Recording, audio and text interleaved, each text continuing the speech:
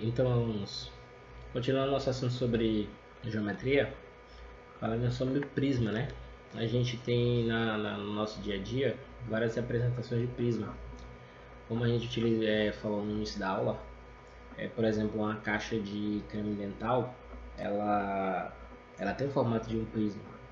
A gente vai observar quais são as características, né, no decorrer dessa aula, como a gente vai reconhecer um prisma, né, e alguns dos seus elementos.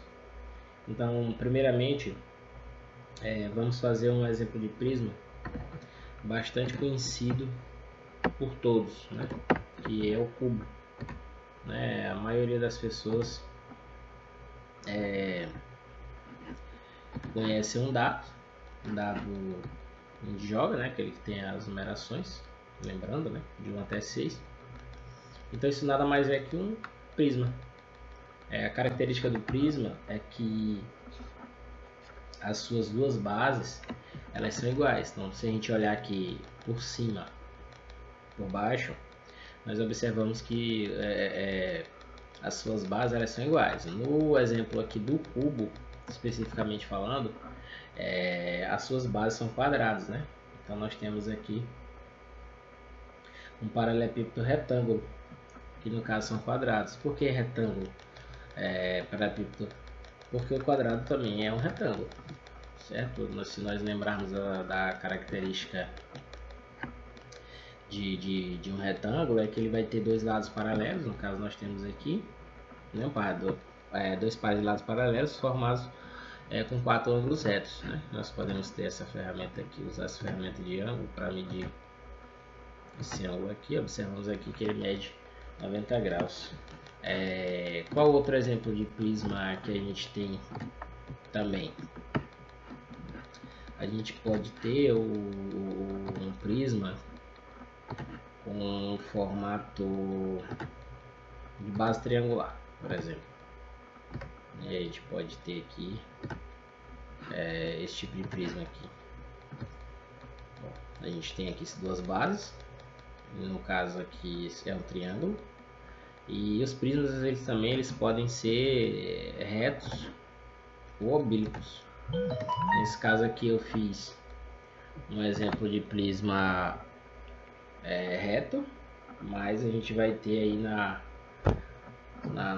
área matemática prisma oblíquo também, ou seja, que o seu ângulo não vai ser de 90 graus.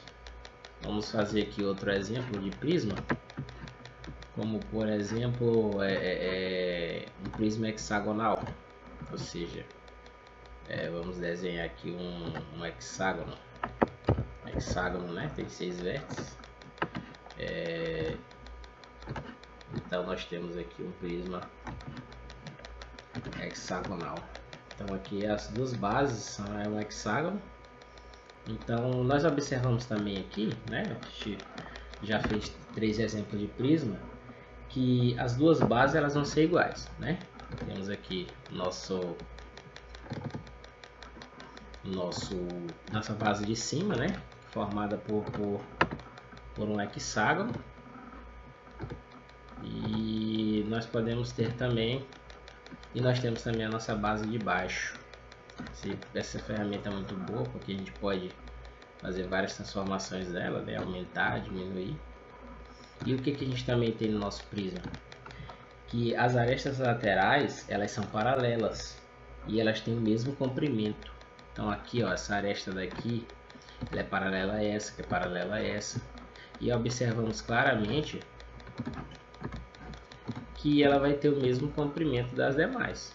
Observem bem, ó, a distância entre uma base e outra, né? Essa base de cima, esse hexágono e essa outra, ela vai ter a mesma distância. Lembramos lá do nosso conteúdo de distância entre dois planos. Se nós considerarmos a base de cima um plano e a base de baixo outro plano, a distância entre esses dois planos vai ser exatamente essa aresta lateral.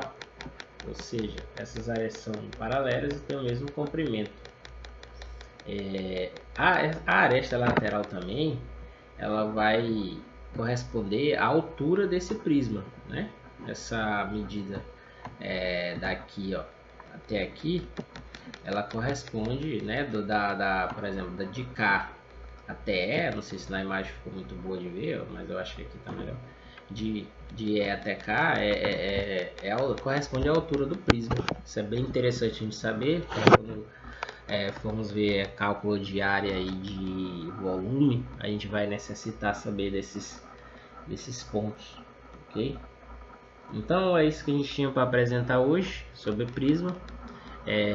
O que vocês não podem esquecer é que o prisma sempre vai ter duas bases congruentes, ou seja, elas vão ser duas bases iguais mesmo, porque no nosso caso aqui nós temos o hexágono em cima e o hexágono embaixo, mas a gente fala congruente porque eles estão em dois planos diferentes, então eu não posso até considerar como sendo bases iguais. A gente fala congruente, mas para vocês saberem o significado de congruência, eu preferi utilizar bases iguais, certo? Então vocês podem acompanhar este conteúdo.